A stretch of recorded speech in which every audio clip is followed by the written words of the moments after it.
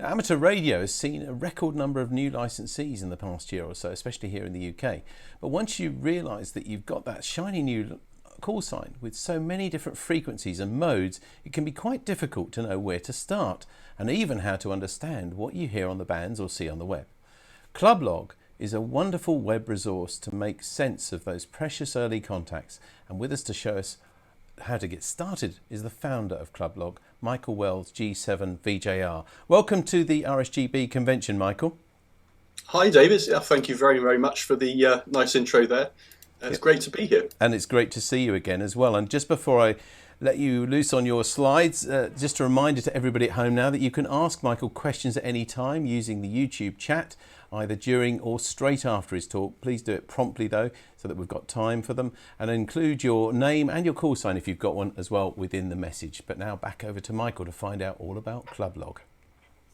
Brilliant. And then thank you for inviting questions. I would love to hear what people would like to know as we go through this today. A word of thanks, if I may, just before I start, to the team at the Cam Hams who are doing all of the incredibly professional work behind the scenes to do the streaming. It's like an outside broadcast service that they provide, and it's really remarkable and has been for a number of years now. So thanks, guys. Thanks for helping. So let me tell you about Clublog and also a little bit about me. I'm the guy behind Clublog, which is a web service, as David introduced. It's been around since about 2008, and it's a piece of software which is quite central to a lot of things that people do with their radios.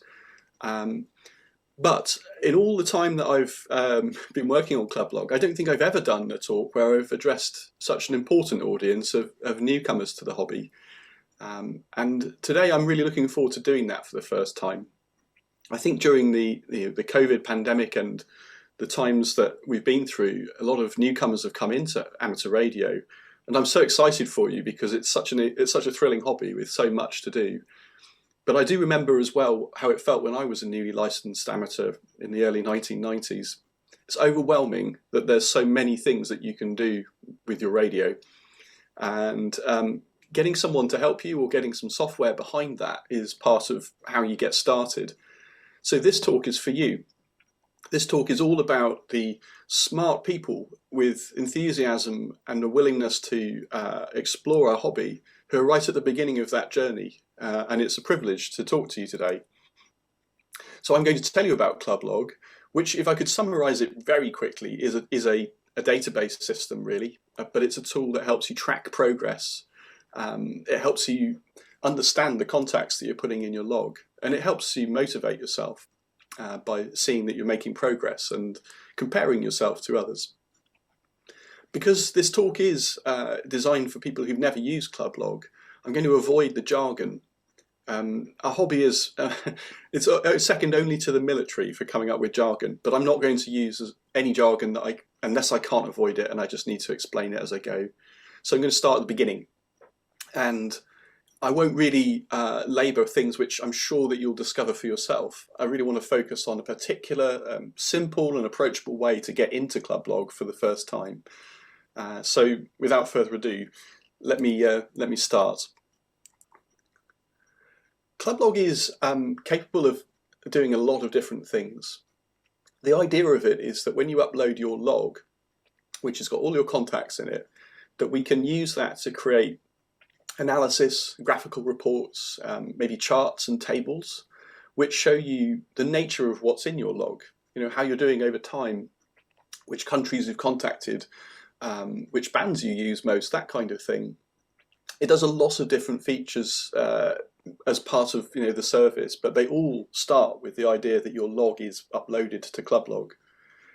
In the early days, Clublog was really just the personal tool that you might use in that way. And then I obviously, with more users joining, realised that it could also do something quite unusual and unique, which is analyse everybody's data and produce reports that reflect the needs of the hobby. For example, the most wanted lists is a good example of that. Most wanted as in most rare, that kind of thing. And also make league tables within clubs or countries or even continents to show which people are doing well and what progress has been made, de-expeditions, all sorts of things that have really slotted in well with this idea of storing log data. So when you look at Club Log, down the left-hand side of the screen, you see this long list of features, and across the top there's even more. So lots to explore there, and they're all about this idea of analytics and reporting. Club Log is a worldwide tool, and it's been really widely adopted across the hobby. Today there are 89,000 users with call signs registered. I'd like to welcome you to being one of those as well. It's completely free for you to sign up and become a member of Club Log, and you don't need to pay for it at any time to get any of its features. It really is just free. In the database overall, we have 782 million contacts, which I think is an amazing resource. When you load your data into Club Log, you become part of that data set. And it's because of the size of it that we've got the analytical powers to say, what trends there are in the hobby and create things like most wanted lists. So I would like to stress, I think, that your log data is a valuable thing, and that putting it into Club Log is a contribution to the hobby. So for those reasons, I hope you participate as well. It's a simple website, clublog.org. And you don't have to download any software to install to use it.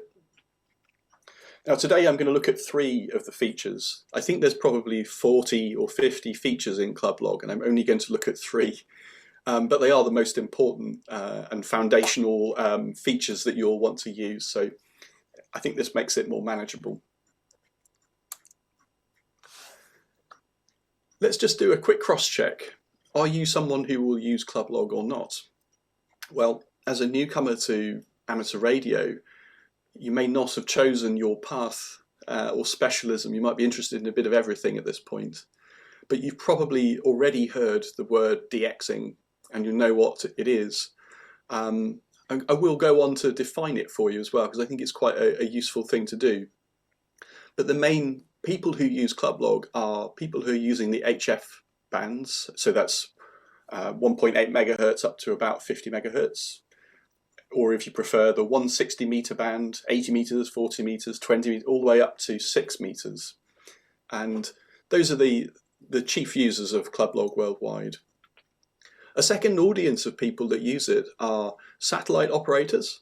So if you're in a small plot, for example, you can still put a dish in your garden and do satellite contacts, and it's a fascinating thing to do. But as well as satellite users, we also have quite a lot of VHF and UHF users as well, and there are features just for them in Club Log. Whatever your interest though, and whatever background you're coming from, Club Log is designed to help you measure your progress.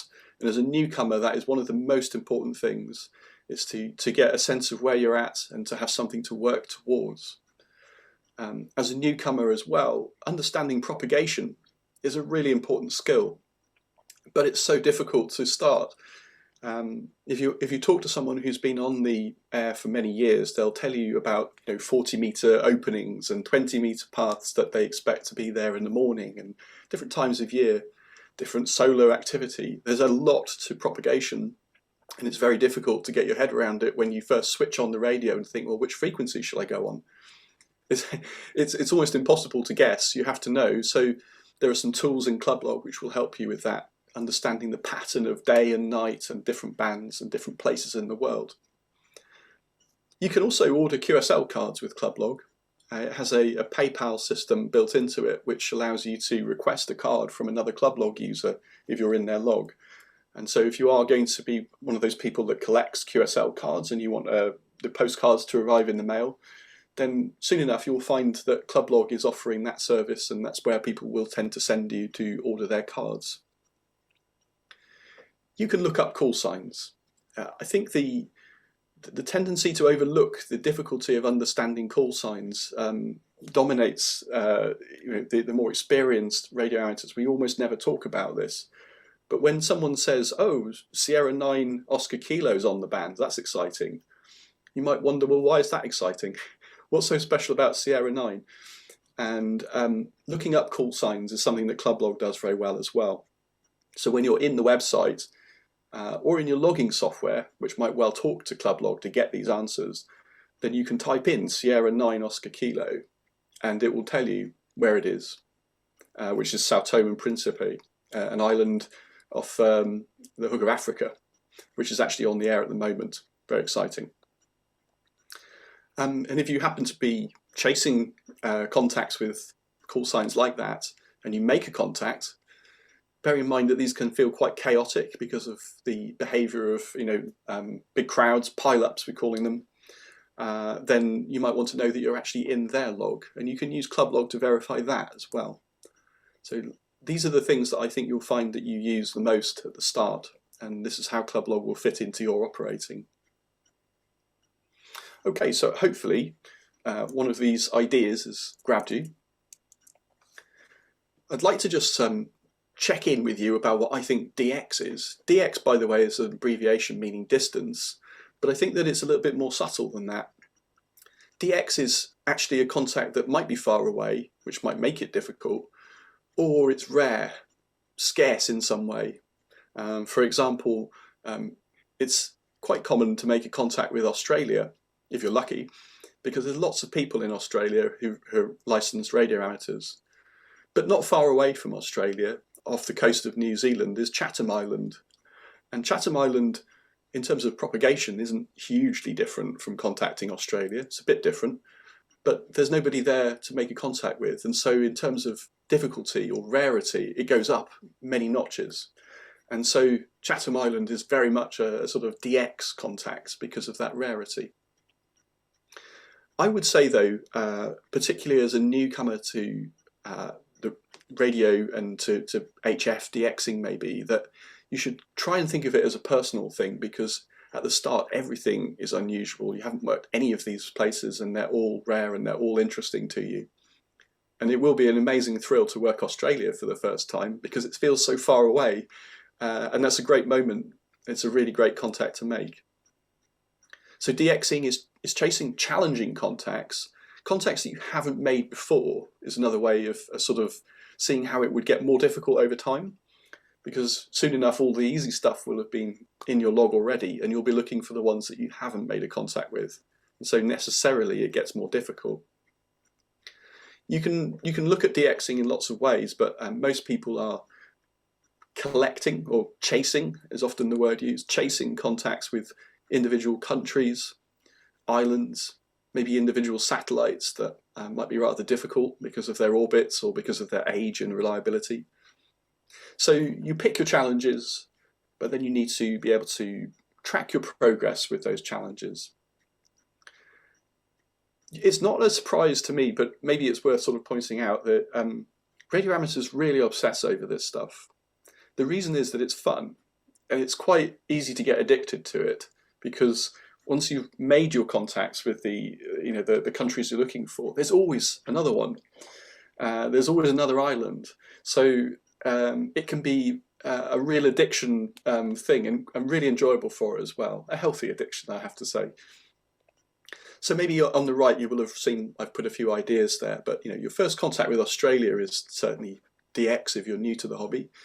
Your first contact on 6 meters, the 50 megahertz band outside the UK, well, that's DX. If you've never done that before, that's quite an interesting challenge. You need to know something about how 6 meters works in order to do that. And if you've got only an indoor antenna, like a loop in your loft or a very small garden with just a small vertical or a low dipole, then actually making a contact outside Europe is DX. So let's keep it honest. DX is for everybody, no matter what your circumstances. And so you should try and personalize the challenge so that you know that you're achieving something that matters to you. Let's dig in a little bit now. So what kinds of DX? I've mentioned things like countries and islands. Well, I'm glad I'm not a map designer, because the map that I've put on the screen here is probably the most cluttered and complex map I could possibly imagine. It's extraordinary, the number of numbers and letters that have been written on this map. And I kind of picked it deliberately just to show you what a complex thing it can be made to look like. But actually, it's very simple. First of all, let's get our references here.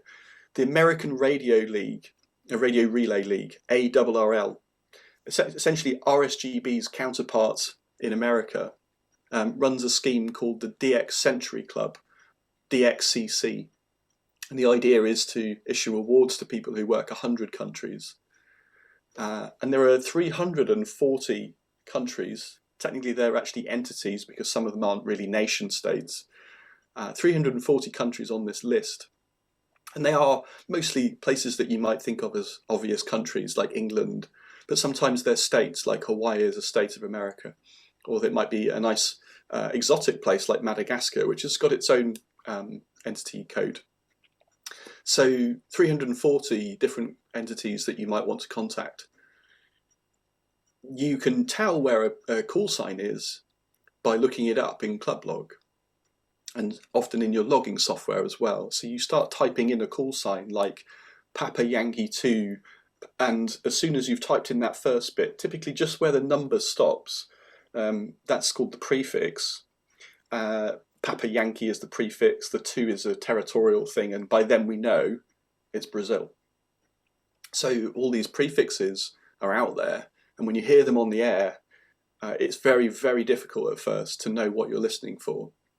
If someone says they're in Oscar X-ray 3, that's Greenland. If they say Juliet Alpha, it's Japan. Sometimes they're obvious, sometimes they're not. Like Australia is VK. I don't know why. Apparently there might be something to do with the letters used on aviation. So if you look on the tail fins of aeroplanes, often these codes are very similar. So anyway, that's your first challenge, DXCC. Can you work all 340 countries? And just to give you a clue, it's a lifetime's work to work them all. You can't just go through them in a weekend. With a really good station, you can probably only work about 200 to 250 of them in an entire year. And the reason is that they're scarce because not all of them are active. Not all of them are even populated. So a really tough challenge, a lifelong challenge to chase the DXCC award all the way to the end. Here's another way of looking at it. In America, again, there's a magazine, CQ magazine, which is a radio amateurs publication. And they run lots of awards. And in fact, they run the biggest contest as well, which is called CQ Worldwide. And they've split the world up into 40 zones, and each country sits within a distinct zone. So, for example, in England, in G, we're in zone 14, along with most of Europe. Zone 15, just a little bit to the east of us, has got places like Ukraine in it. And then, of course, as you go across, you're entering places like Russia and China, and they all sit within zones. So when you're in a CQ contest, you exchange your call sign, your zone, and a serial number, and the zone is part of the award. So it's a completely different way of chasing DX is to go for zones. I have to say again, it sounds easy, this one. It seems like it's a reduction, very much a reduction down from the 340 list, which is true. But there's lots of C and not many places in some of the locations.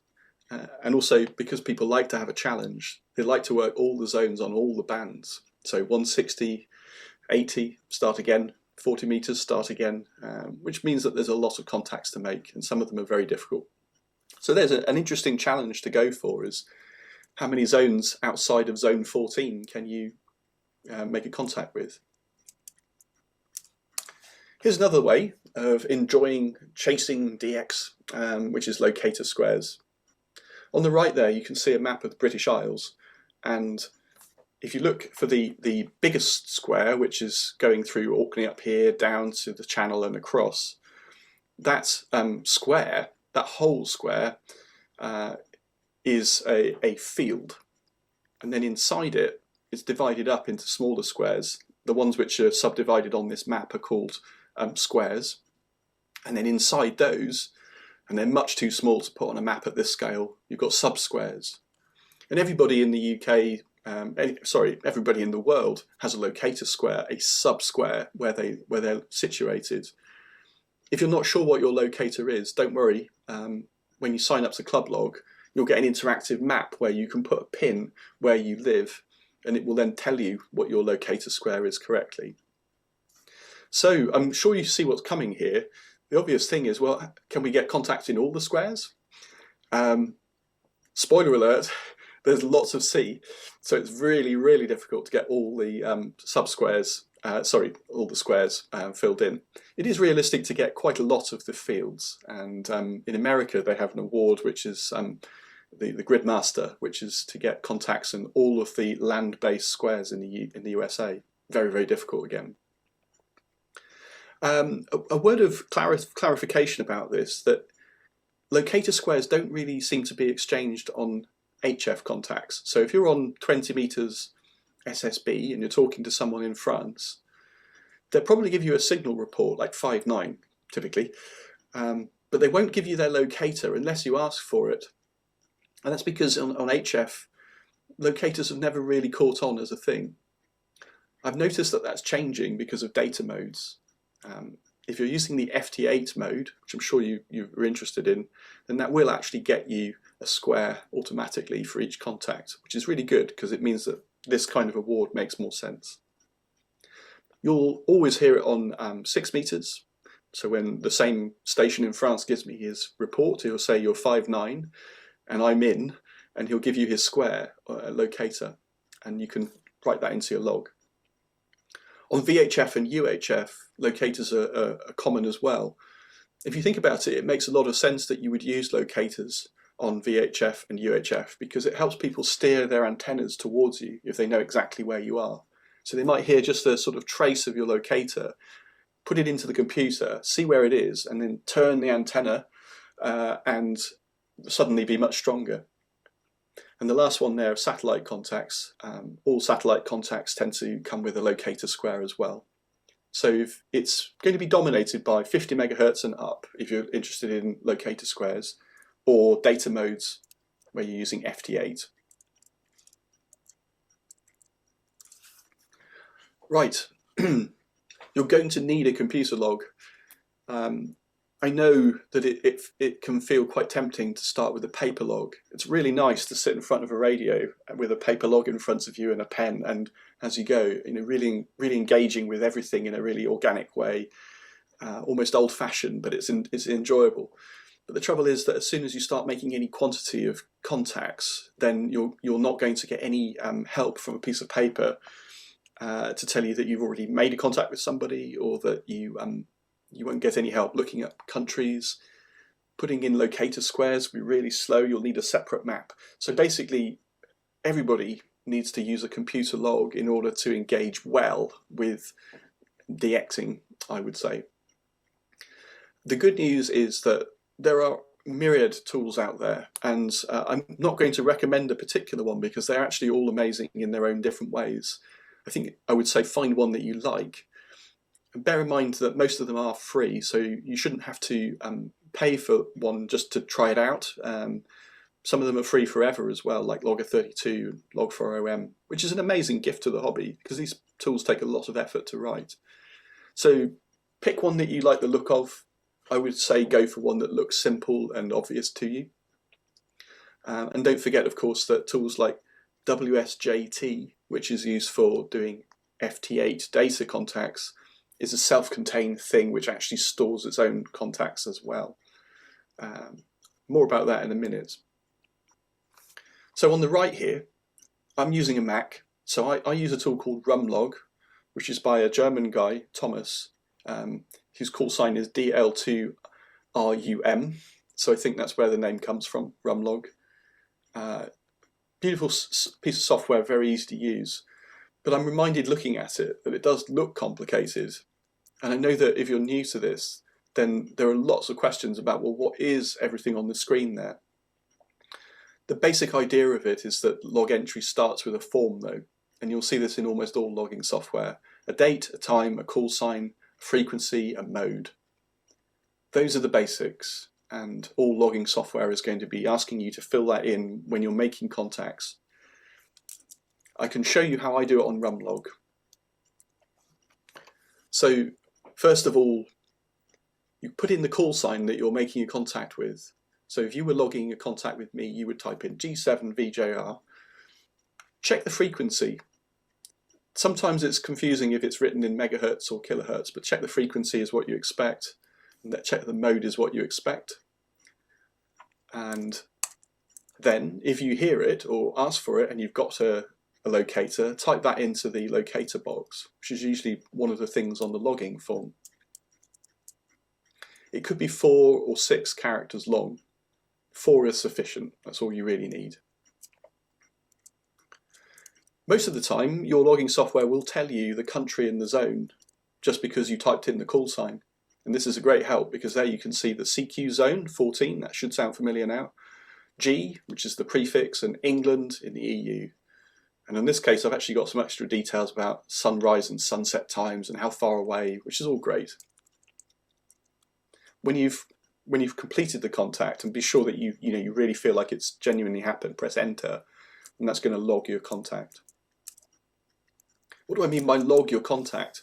I mean it puts it in your log, which is like your local database on your PC or on your Mac. So every time you press enter, you're saving it into your PC as a record.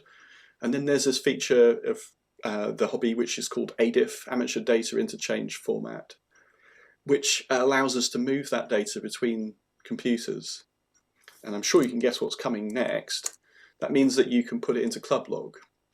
If you've got an ADIF file from your log, then you can upload that to any service, clublog, EQSL, QRZ.com, there are all sorts of things out there. Or even move your log between different logging software if you've changed your idea and you prefer to use something different. So I can easily get my log from Rumlog and put it directly into, say, Logger 32 on a PC just by using the ADIF file. It's a standard, and it's a really well-maintained standard as well. So I'll just show you how the upload process would work. First of all, let's say that I need to get my ADIF file. I look in a file menu, and there's a link there that says export all QSOs, contacts, as ADIF, which is what I want in this case. You might also be able to use a real-time upload button somewhere in your logging tool that goes directly into clublog. But because that might vary, I'm going to ignore that possibility for the time being. So step 1, we need to get the file out of the logging software, export it to an ADIF. Now step 2, we're in clublog. I assume that you managed to sign up okay. Hopefully you do. At the top of the page, you're looking for the button there that says upload. And it brings up a form that looks like this. There's a drop down that says your call sign, and then there's an option there to merge or clear. Merge is usually the right choice because you're just adding then the new contacts. It won't duplicate anything. Clublog sorts that out for you, so you'll only get the new things merged into your existing record. You click the upload your log thing where it says choose your file, and it will make your browser bring up a file picker so that you can find that ADIF file that you saved. So once you've got the ADIF file selected, then you'll see there's this progress bar. I thought about doing a little video, but I thought, who needs a video of a progress bar? I think you get the idea. You transfer your log across, which won't take very long because they're quite small. And when it's ready and the file's on clublog, then you can press submit upload.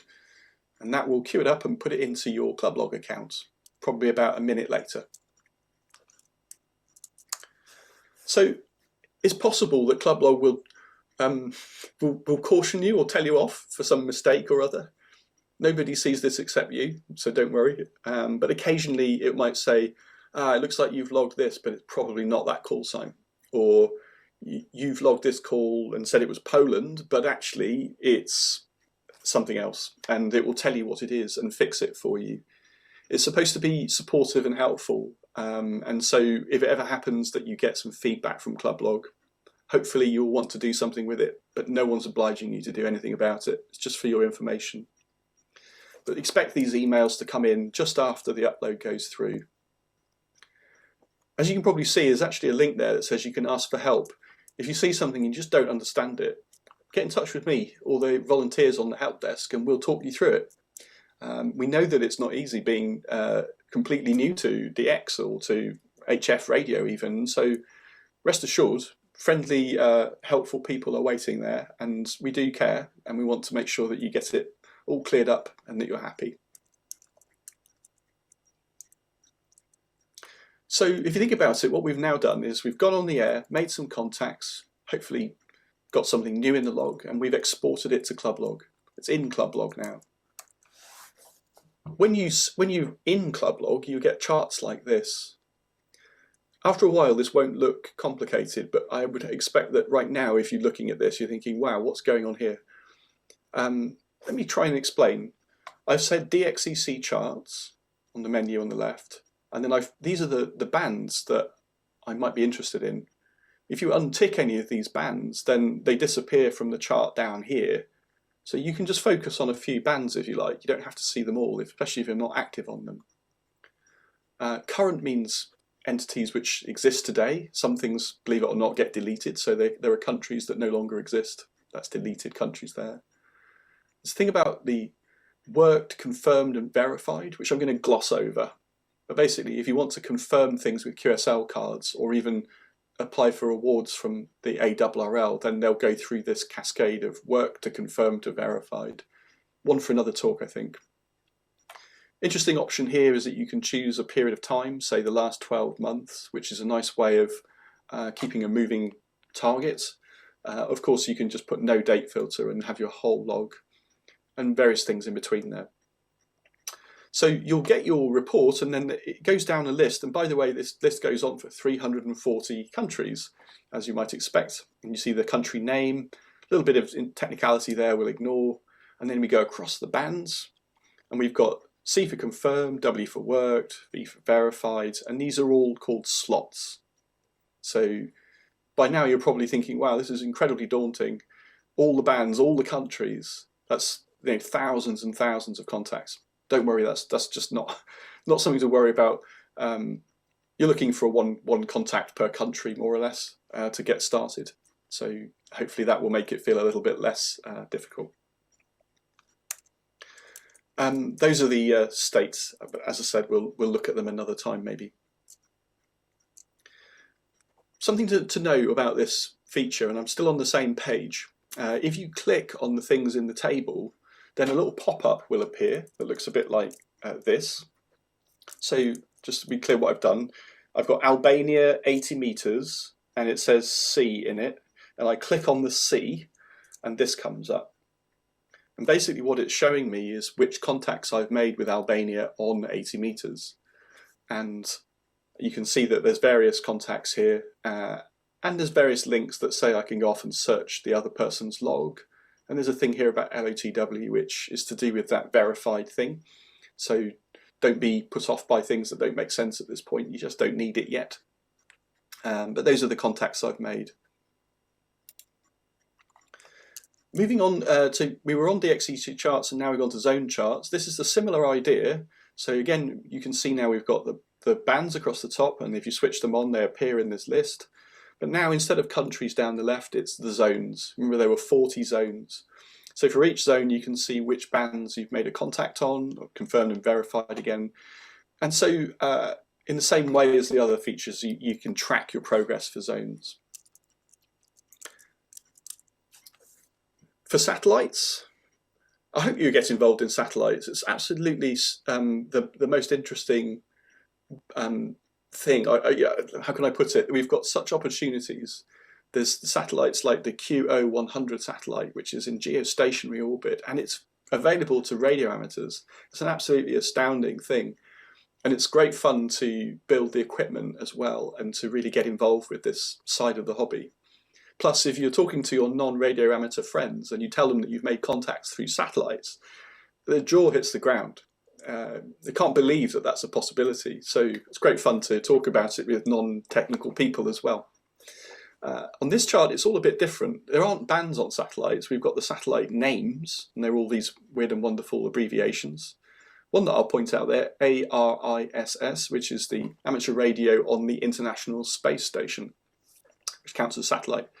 And you've got the countries that you've contacted through these satellites, and again, you can click on them to see which. Now, if you're into satellites or you like to log grid squares, then you'll love the grid squares feature, which shows you the world map with all of the squares that you've worked. And the big grey squares are the fields, so those are 2-letter locators, and the little ones are the 4-letter locators inside them. And you can see on this one, this person, PY2RN, who's in Brazil, has done very well trying to work all of the grid squares in America. Just a few left in the Midwest and he'll be there. So uploading your ADIF file, if it's got locators data in it, will give you this map. And then you can start trying to figure out who's in which square and go off and work all of the squares in Europe or something like that. There's lots of VHF contests that give you a way to work lots of squares as well, so plenty to go at. But the main thing is you're getting this map now. If you're looking at the maps, just a quick clue, you can filter on and off various features. Look for that icon and then click it, and it lets you switch things on and off. So for example, that's where it's got the labels on. I've hovered over that bit of the coast of Norway and it's telling me that that square is Juliet Papa. That's the field, Juliet Papa, of course. And the marker is where my QTH is, the blue pin. QTH, my home location. If you click on a square, it will show you who you've contacted there. So in this one, in the south coast of Ireland, I've worked Dave, EI9FBB, and he gave me his locator, India Oscar 51, and that's filled in that square for me very nicely. So quite a nice way of doing a bit of location finding around who's where as well. It soon helps you learn the call sign patterns. So I think, I'm being a bit brave here, but I think that's probably all that you need to know in order to start using ClubLog.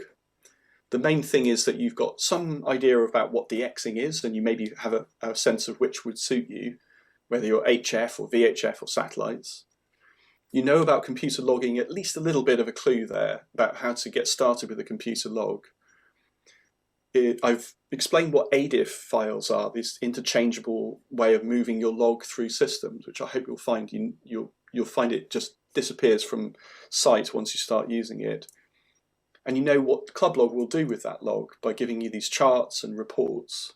And that's really just the basic stuff that I think you'll enjoy as a new licensed radio amateur. And all the other features of ClubLog, and of course all the rest of amateur radio is also there when you're ready. There's a lot to explore.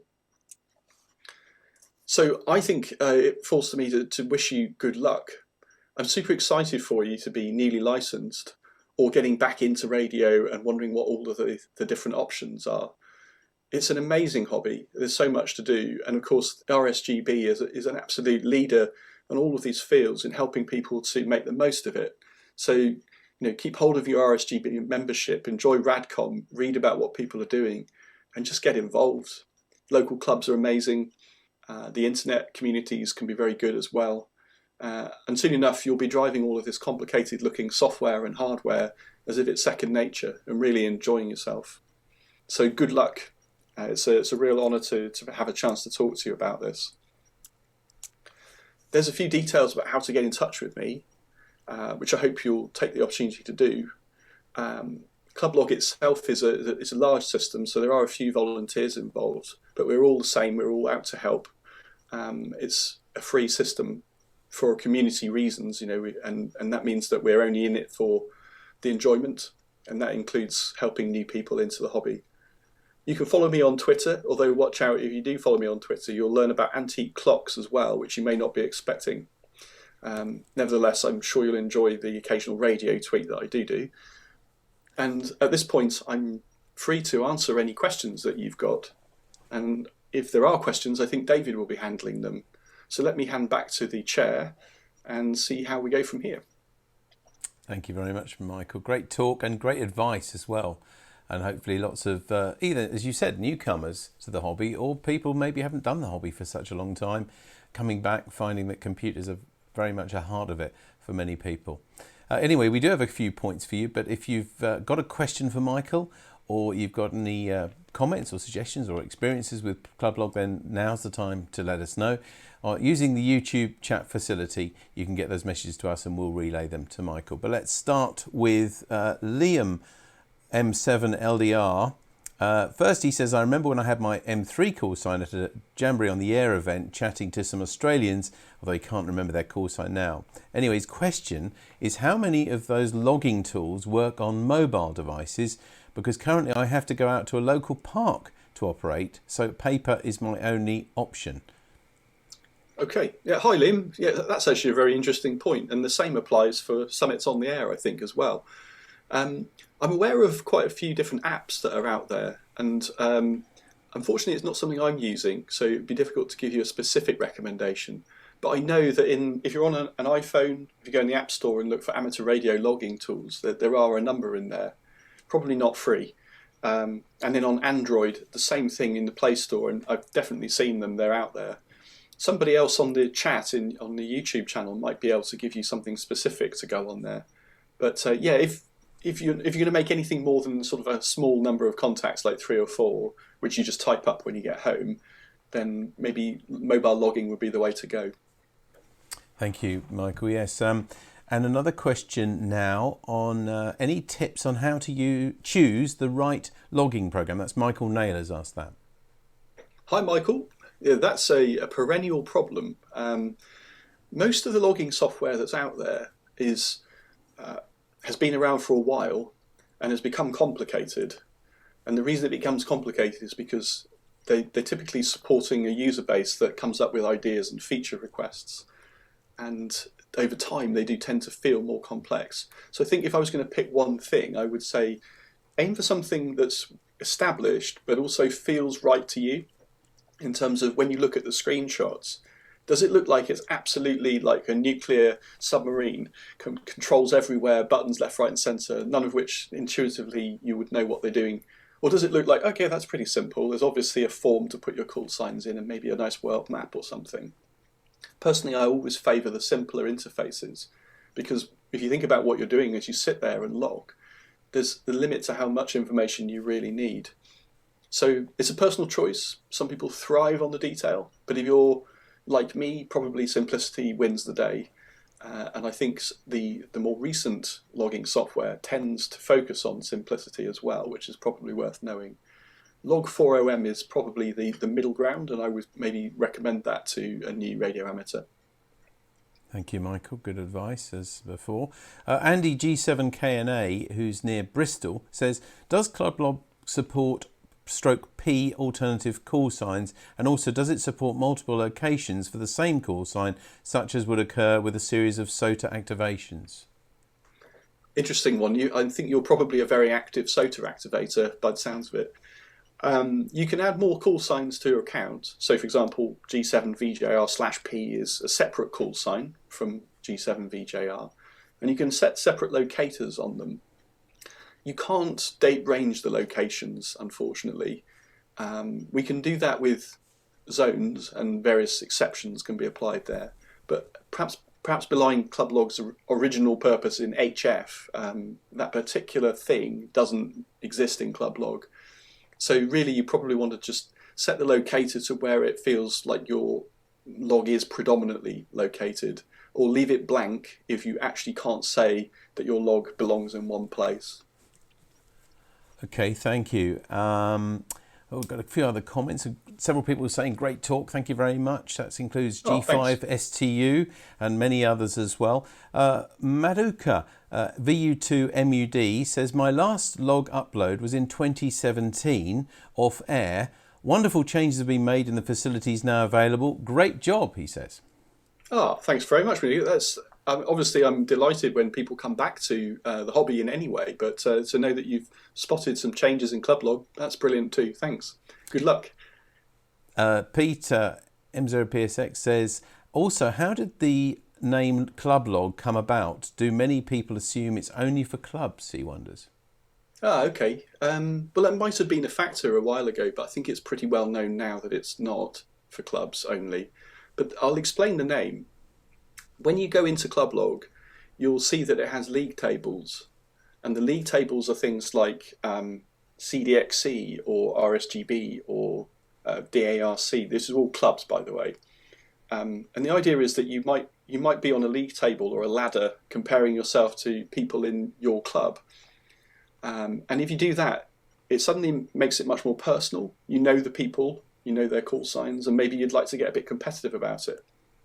Now, if we compare that to just running some sort of global league table, what you'll see is that you can't make any progress because it's dominated by people who've been in the hobby for a long time. And so that one global league table is a sort of an impenetrable and unachievable challenge.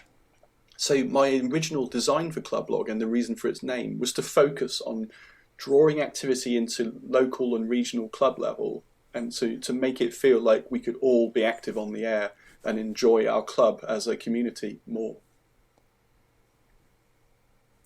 Thanks, Michael. Sorry, I'm concentrating on some of the questions and things coming in. Graham Lee asks, what is the easiest way to upload contacts to Clublog? Is there any program that can auto send bulk contacts after a day's contacts? Right, okay. I'm going to change my screen share to a different panel and just show you something that will add a little bit of interest. Remember I was mentioning about that activity in S9OK. If you look on the screen, they're actually on the air at the moment. There's a team of them sitting in, I think, in a location with just open to the air with all the radios out near the beach. And let me move this. They're where the purple circle down here is, and these spots are where they're actually making their contacts. So why have I put this up in response to your question? The reason is that it shows that actually some people are logging in real time. No doubt you've noticed that every few seconds another contact arrives in this log. So they're using what's called real-time uploads to Clublog. And if you look in most logging software, you will find that Clublog is supported in this way. In a menu or preferences, you'll find an option that says, do you want to just upload your log in real time every time you press return? Do you want to just send it off over your broadband and straight into Clublog? So that's how this works, and that is very likely to be something that you can just use and just have a quick look around the menus, or if you have to, maybe Google will show you how to find that setting in your logging software. Now, on the other alternative is that you're not logging in real time, but you want to batch upload once a day or something like that. And in those cases, either your computer logging software actually knows the date of the last export and only exports things that are new, or has somehow kept you might call it a high watermark, things after this point or things that haven't been sent before should be sent. And it can probably make an ADIF file with just the new things in it. But even if it can't, don't worry, just upload everything. The files never get that big, and Clublog will just merge together anything that might be a duplicate from a previous upload. So a slightly thorough answer. I hope that in one of those three scenarios you got what you needed there. Thank you, Michael. Yes, and we're coming to the end now, our last questions. But Pete of Essexham comes up with a good bit of advice and says that Log4OM auto uploads to Clublog, which is hugely handy, he says. Clublog offers an embed for QRZ pages too. Yeah. So that, I guess, helps things. Michael, it's been wonderful. We've got lots of comments and thanks for your talk, as you won't be surprised, including Graham VK6MIL from Perth. He's been looking in Graham. as well. So we're DXing over there as well. I've got one other question just popped in. I think we've just got time to do this to you. So this is Maduka VU2MUD. Again asks, does Logger32 have the option of real-time upload to Clublog? Do you know? This is the logging software that he's been using. Yes, it does. It has a plugin written by N2AMG, which is used to make it do real-time uploads to Clublog. So, yeah, that's definitely a supported one. Lovely. Michael, thank you very much for telling us more about your wonderful program and resource. It's available free for all amateurs. And as you say, it's a great resource for people just getting started and not knowing what to do and how to make sense of all of these different contacts and different modes and everything. Thank you ever so much, both for the talk today and also for what you've brought to the community with Clublog. Michael Wells, thank you. G7VJR. Bye-bye. Thanks, David. Real pleasure talking to you all today. Good luck. Enjoy the hobby. Thank you.